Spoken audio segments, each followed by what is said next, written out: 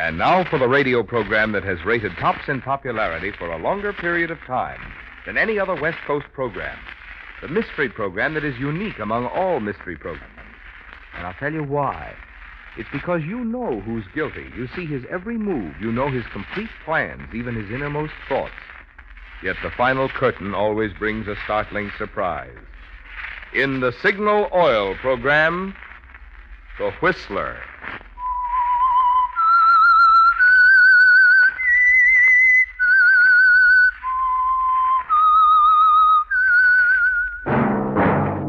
That whistle is your signal for the Signal Oil program, The Whistler.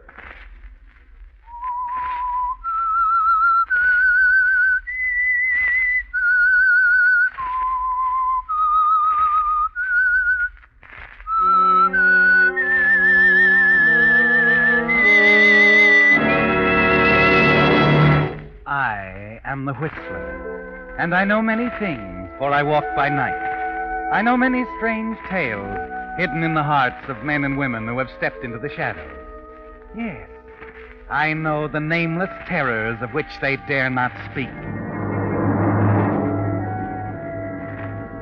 Yes, friends, it's The Whistler for the tops in entertainment. And for the tops in gasoline quality, it's Signal. It takes extra quality, you know, to give you extra mileage. And Signal is the famous Go Farther gasoline. So look for the Signal circle sign in yellow and black that identifies friendly independent signal stations from Canada to Mexico. And now the Whistler's strange story. Bright Future.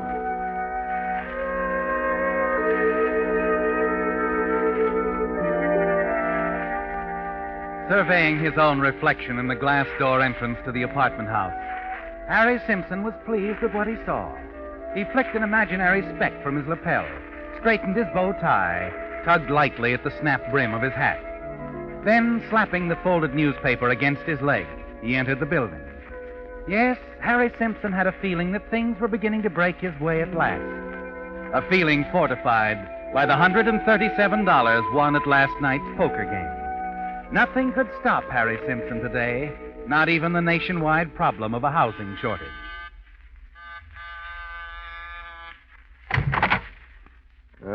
You the manager, fella? That's what it says over the buzzer you've been leaning on. I understand you have an apartment for rent. Why, yeah. Furnished? Would that make such a difference? No. This make any difference? Oh, Ben Franklin looks pretty good in green, doesn't he? Bonus, hmm? Half of it. The other 50 goes on the first month's rent. You're, not OPA. Never heard of it. Well, I guess you got yourself an apartment, mister. One thing, though. Still a couple of boxes of stuff in the place. Belong to the last tenant. Supposed to send him to his wife in Kansas City. On something else, I think you ought to know the only reason we got a vacant apartment is that the last tenant, Frank Calder, was killed in a chemical fire last night. I know. That's how I got the address. I looked it up in the obituaries. The death notices. Kind of slick, mister. Yeah, you gotta use your head if you want to find a place to live these days, fella. Yes, sir. You gotta use the noodle.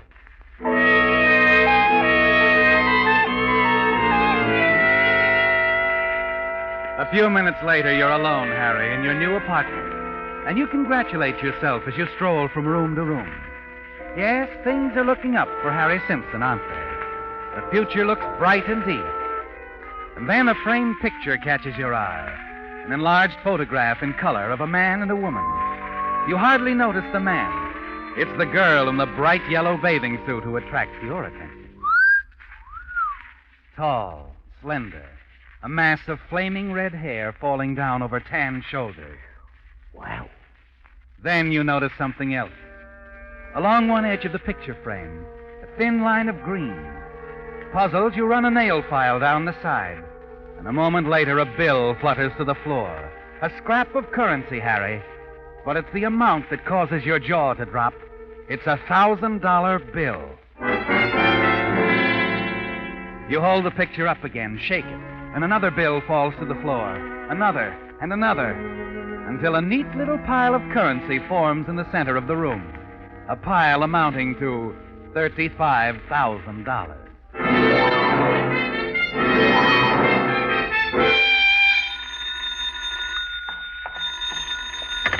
Hello? Hello, this is Boyle speaking, Mr. Coulter. Boyle Investigations. Who? Joe Boyle. Look, you called me a couple of weeks ago. You asked me to check on a guy named Jameson, upstate in Denton, remember? Jameson. Yeah. Say, this is Mr. Coulter, isn't it? Coulter. Oh, Frank is not here right now. Oh, not there, huh? Well, it's too bad. I ran across something I thought might interest him. It's about Jameson. Look, I'm a good friend of Frank's. Could you give me the message? Yeah, I guess so. Well, you see, I came down from Denton this morning. I was going to do the town for a few days. You know, bright lights, dancing girls. It does a fella good to get away once in a while. Yeah, that's right. So I'm walking down the street when I spot this guy Jameson right here in town. You tell Cola that, huh? And tell him I'll keep my eye on Jameson, just in case. All right. I'll tell him. And look, in case Mr. Cola wants to reach me, I better give you my address. I'm at the Prentice Hotel, pal. It's in the book. Say, what did you say your name was? I didn't, Joe. Goodbye.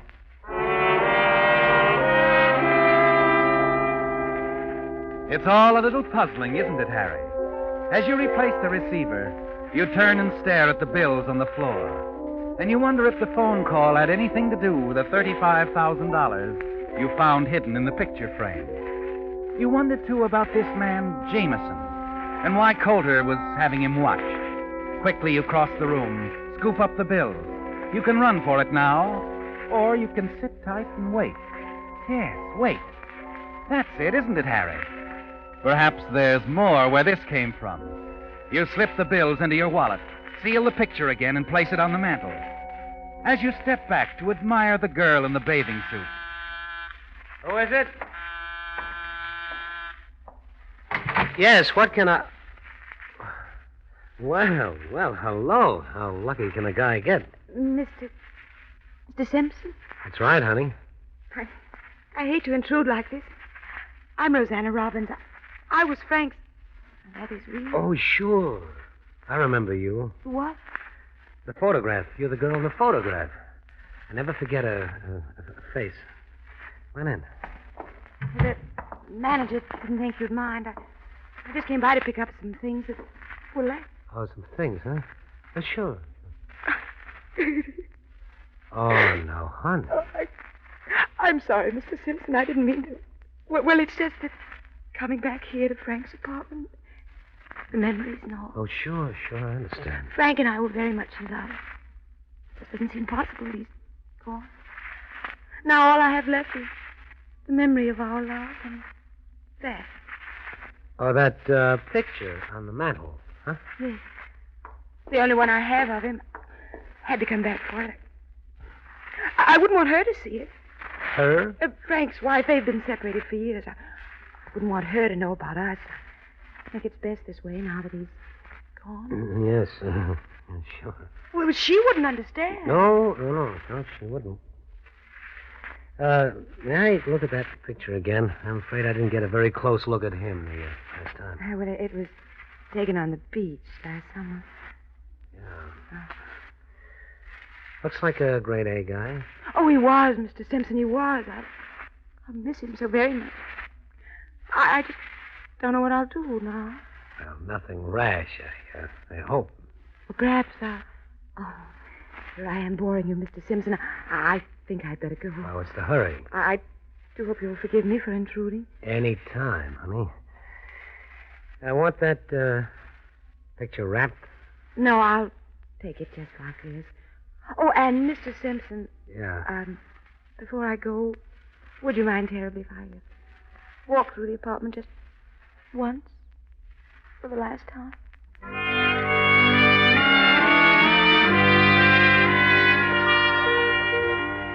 You watch her as she strolls around the apartment, stopping now and then to dab the corner of her eye with a handkerchief. And then she's gone. An interesting performance, wasn't it, Harry? And you wonder just how much of a threat she's going to be. But you're not worried, are you? No, because you've already planned your next move. Half an hour later, you register at a large downtown hotel. Hand an envelope containing the money to the desk clerk. Ask him to keep it in the office safe. Then you saunter back out into the street, take a taxi up to the Strip to celebrate your good fortune and a bright future.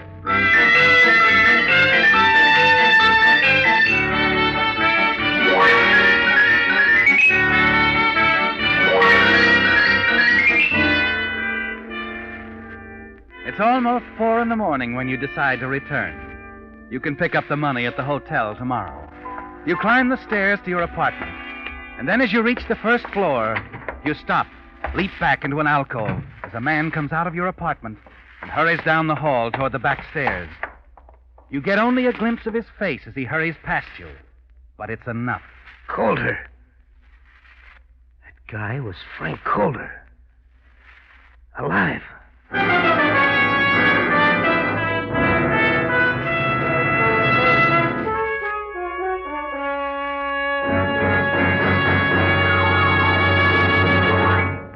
With the prologue of Bright Future, the Signal Oil Company brings you another strange story by The Whistler. Inasmuch as what I want to talk with you about now is completely free, you might think that Signal wouldn't want me to take valuable radio time for it. But even when Signal Oil Company gives away something, such as their new road maps, they insist that it be the very finest obtainable. For you radio fans, for instance, Signal road maps contain a radio log which shows where you can tune in your favorite network programs while you're traveling. In addition, each Signal road map contains a mileage chart, plus a guide to interesting places to visit. And while the maps themselves are large size for easy reading, they're accordion folded for convenient handling. So whether it's the tops in gasoline, lubricants, and automotive accessories that you're looking for, or just a free road map, remember this. You'll find them all at their best at those 2,000 friendly independent dealers throughout the Pacific Coast states who display the familiar circle sign in yellow and black that identifies Signal service stations. And now back to the Whistler.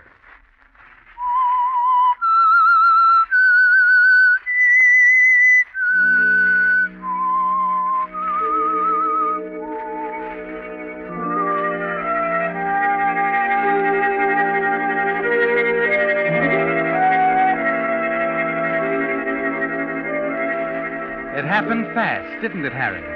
One swift, sudden moment of recognition, and you discover a startling truth.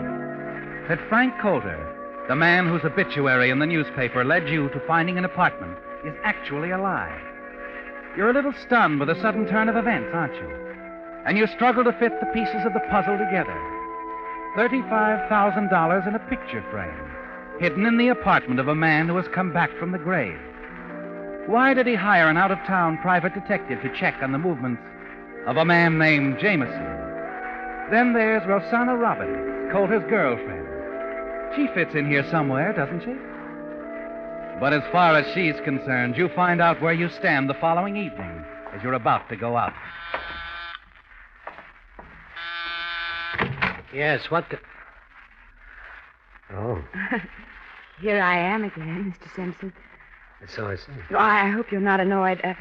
There was something I wanted of Frank's beside the picture. A cigarette lighter. Have you seen it? No, I haven't. Oh, well, it might have dropped on the floor behind a chair or something. May I come in? Well, sure. Help yourself, honey. Place is yours. Thank you. Why are you looking at me like that, Mr. Simpson? Oh, I'm sorry. I didn't know that my gleam was showing. Mr. Simpson, Uh-huh. you don't think I'm going to find it, do you? The lighter, I mean. I'll bet you think I just made it all up just to have an excuse to come back.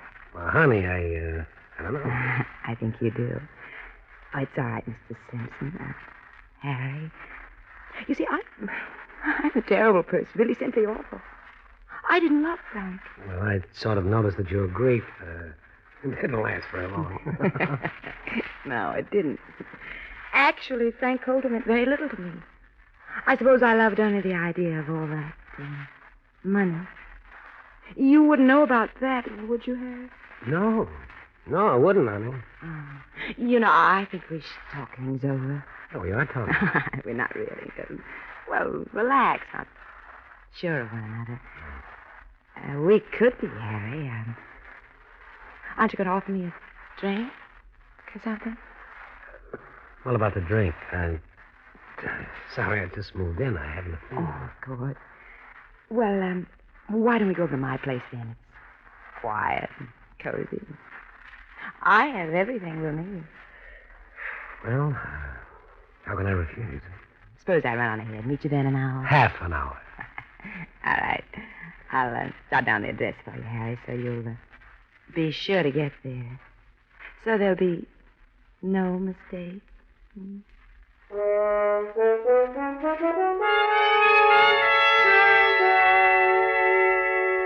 A few minutes after she's gone, you hurry down the corridor. As you reach the head of the stairs, you hear someone dialing the telephone down in the lobby.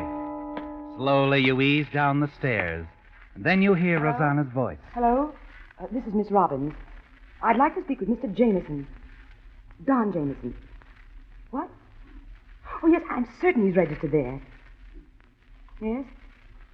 Oh, I see. No, I'll try again later. You're certain you can't be mistaken. You heard the name clearly enough, didn't you, Harry? Jameson. Coulter's ex-girlfriend phoned Don Jameson. The man Coulter was having watched by Detective Boyle. A few minutes later, after you hear the front door slam, you hurry to the phone book, find the address of the hotel where Boyle is staying. And half an hour later, you're facing him across his cramped hotel room. You see, Frank had to go out of town, Mr. Boyle. Joe. But he's still interested in this fellow Jameson. I had a hunch he would be. Yes, sir, always follow my hunches. A fellow in my line has to keep on his toes, you know. Oh, sure. Frank told me he did a nice job for him. A very sweet job. Well, all part of the racket, you know. Nothing to it, really. From my experience, nothing to it. This guy, Jameson, you've been tailing. Yeah. You know, Frank was wondering about a girl. Tall? Redhead? Yeah.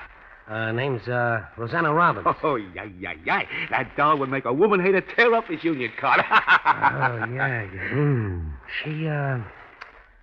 Has she been up there to see Jameson? Oh, lots of times. What is this Jameson like? A pretty ordinary citizen, good reputation, fairly well known around. He's even buying a house. Oh, you think he intends to marry the Robbins girl? Well, I'd say they had a very genuine interest in each other. You know what I mean, pal? Oh, yeah. Sure. See, tell me something, will you? This Coulter, he got sort of a yen for this dish, too, huh? That's why he was tailing Jameson? Oh, yeah. It's sort of a jealousy thing. I had a hunch that was it. Every time. I remember a case I had last summer. A fellow named Jeff Bellamy. Oh, yeah. He's the local druggist up at Denton. Well, he got mixed up with a lady sax player from You know, Chicago. I'm awfully sorry to break this up, fella. Oh, you have to go. Oh, huh? yeah. Well, look, I'm meeting a little doll downstairs in just a little while, you see, and I thought, well, she might have a friend. Oh, no, thanks. No, I got something on tap tonight.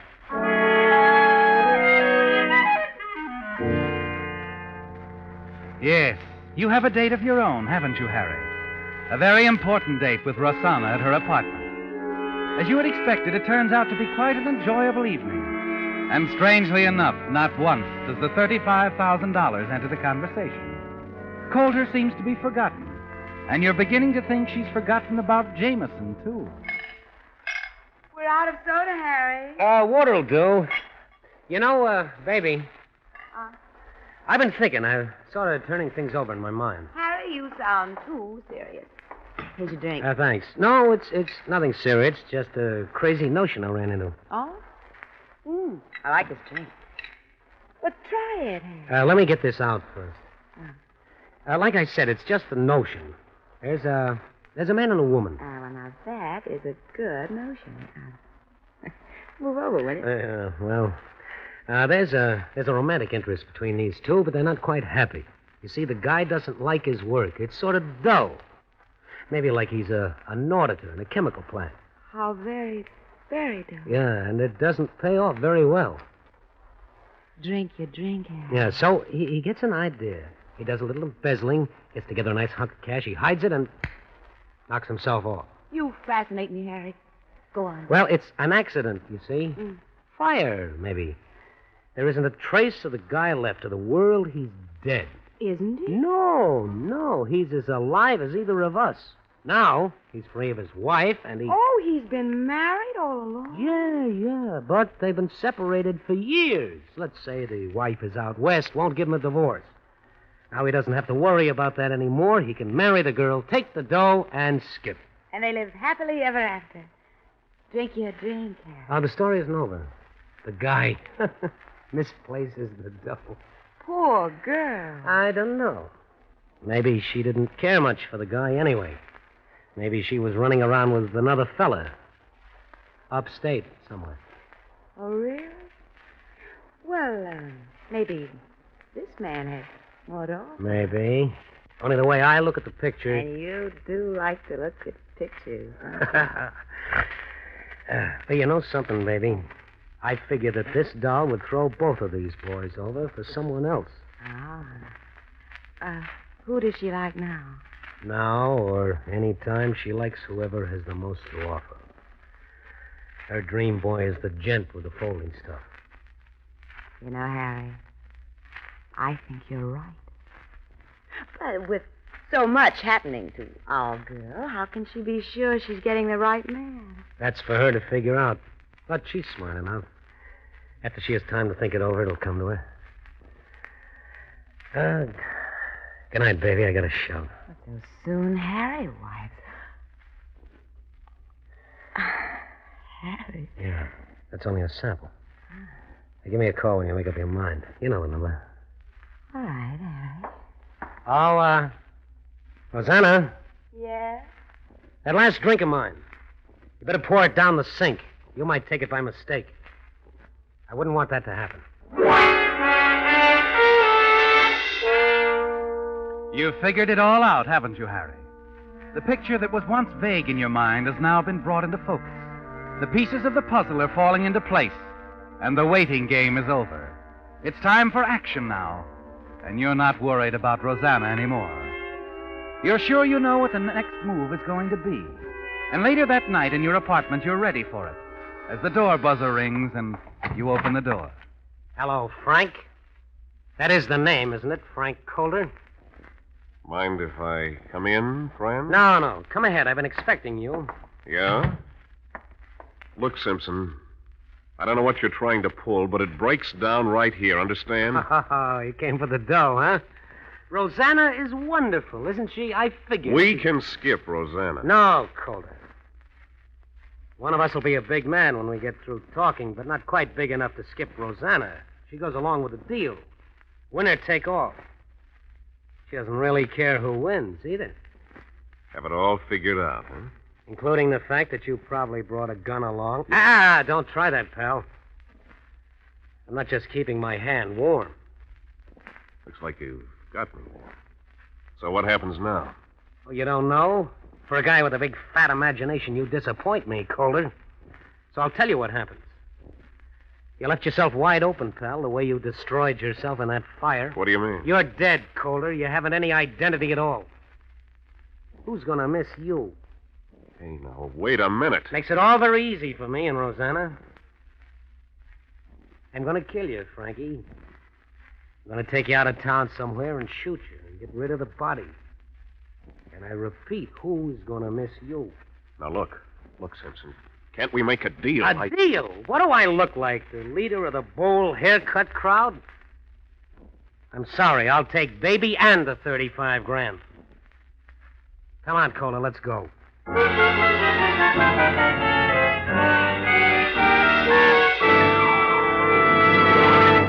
The Whistler will return in just a moment with a strange ending to tonight's story. If you Whistler fans who play contract bridge would like to have some fun with your friends, here's a suggestion. Ask them how they would bid each of the 75 examination hands, which are part of the 6 lessons in contract bridge that signal dealers are now giving free.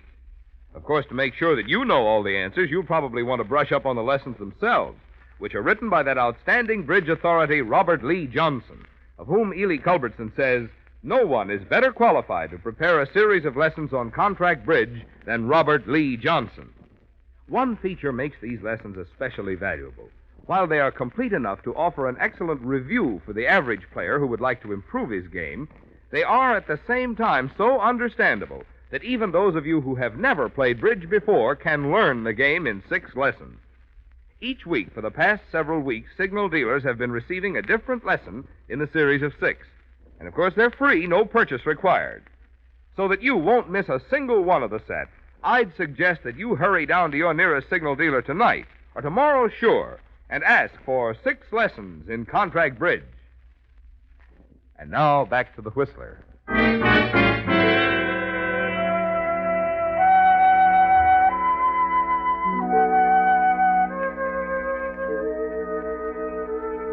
It doesn't take long, does it, Harry?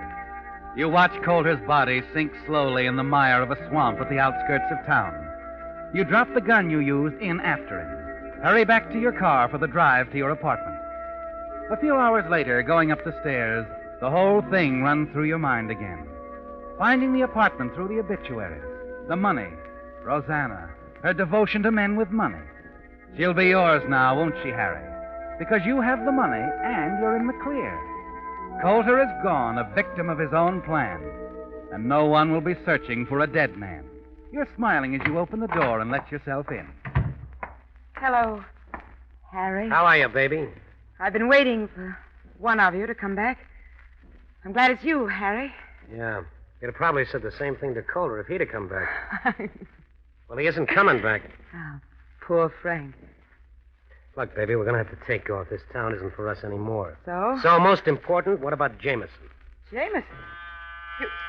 You expecting someone? Relax, baby. I'll take care of it. Hiya, pal. Boyle. That's right, Joe Boyle, Boyle Investigation. This is Lieutenant Hanson. We come in, Simpson? The police? I don't understand. A lot of things we don't understand. Like why you let Boyle here believe that Frank Coulter was alive. Yeah, I just found out different. And another thing, about this guy I've been following. Jameson? What about him? Well, since you asked me to stay with it, I never let him out of my sight for a minute. Not for a minute. So what? Look, Lieutenant, you're not mixing me up in that part of it. Take it easy, Rosanna. Look who's giving advice. Don't you know what they're trying to tell you, sap? Frank Coulter had to be somebody after he died in that fire. He's been living a double life for over a year. That's why he hired Boyle here, to see if his new identity would stick. And it has. Look, lady, I don't get that double talk about a double life. All I know is I saw Simpson shoot this guy a couple of hours ago. What guy? This guy. I've been carrying his picture around ever since I started tailing him. But that's a picture of Frank Coulter. How could I shoot Coulter? He died 4 days ago. Who's talking about Coulter? I'm talking about this guy in the picture, Don Jameson. Don Jameson? Like you asked me, pal. I've been following Jameson for you, that's all. That's how I happened to see you shoot him and toss him into the swamp. But that's Frank Coulter's picture. Doesn't make any difference what he called himself, Coulter or Jameson. They're the same guy. You killed him, so come on, let's go.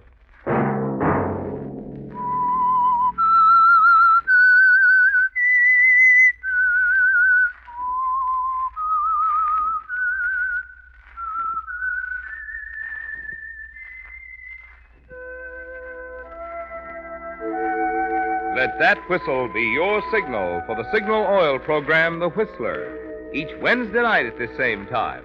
Brought to you by the Signal Oil Company, marketers of Signal gasoline and motor oil, and fine quality automotive accessories. Signal has asked me to remind you, to get the most driving pleasure, drive at sensible speeds, be courteous, and obey traffic regulations. It may save a life, possibly your own.